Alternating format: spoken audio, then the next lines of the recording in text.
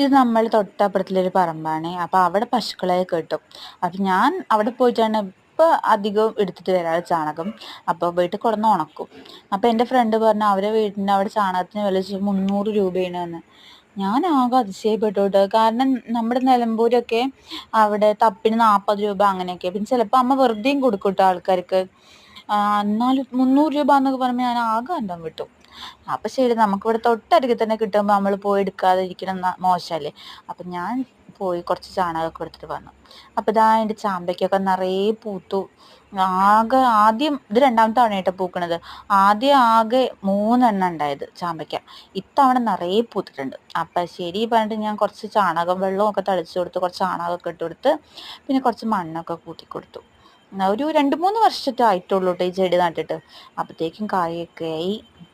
അപ്പോൾ okay, thank you. എൻ്റെ video ഇഷ്ടമാണ് ലൈക്ക് ചെയ്യണം, സബ്സ്ക്രൈബ്